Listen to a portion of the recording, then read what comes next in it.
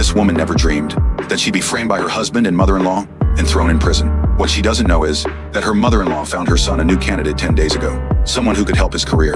The son took one look and agreed to his mother's plan. By the time she got the notification, it was too late, because the news was already broadcasting. A wealthy family illegally sent their children to schools abroad through a fake divorce, and this is against the law. She immediately goes to her mother-in-law, asking if she applied for anything behind her back.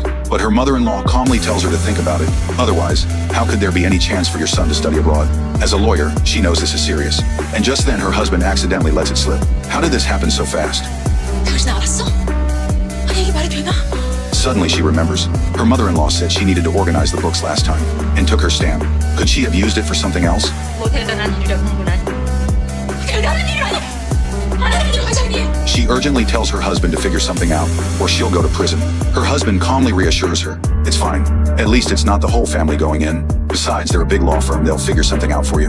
When they meet again, his wife is already in prison. She thought her husband came to defend her, but he tells her to wait a little longer. A few years and she'll be out. His wife is furious. So her husband is leaving her to fend for herself. Her husband tells her to calm down. The fake divorce is just a temporary measure. You deserve a lot of credit for our son getting to study abroad. 그게 말이 돼?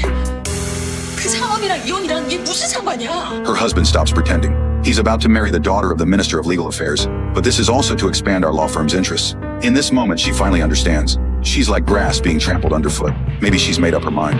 She prints out a photo of her husband, tapes it to a punching bag, and starts kicking it over and over to vent. But more than venting, she's training. She's determined to get revenge on him after she gets out. Her husband isn't idle either. He's hosting a marriage proposal party, but he didn't expect someone to stand in his way. Looking at the wedding photo by the entrance, the woman outside gets angrier and angrier. So he was playing her all along? What about the promise to marry her after the divorce? But that night, this woman ends up lying in a pool of blood. The next day, her grandfather holds up a sign seeking justice. His granddaughter absolutely didn't commit suicide. He wants the prosecutor's office to reinvestigate his granddaughter's cause of death. And this scene is witnessed by Prosecutor Dong, who recognizes this as Jenny from last night's party. Soon, the news is broadcasting reports about Jenny's mysterious death. And this news makes a waitress at the restaurant very curious. That day, the party happened to be short a server, and she was lucky enough to go in and see. But suddenly, someone came and startled her. She dropped her phone, and her phone captured this scene. Jenny threatening the man to cancel his engagement, or I'll make our relationship public. And this man is her son-in-law. The waitress signals to her that what comes next is the key part. The man tells his subordinate to take care of her cleanly. Coincidentally, the woman died that very night, so it's obvious he did it. Thinking about how her daughter was thrown in prison, most likely by this son-in-law, and seeing Prosecutor Dong handling this case now, she decides to do something for her daughter. So she specifically goes to find the prosecutor's office.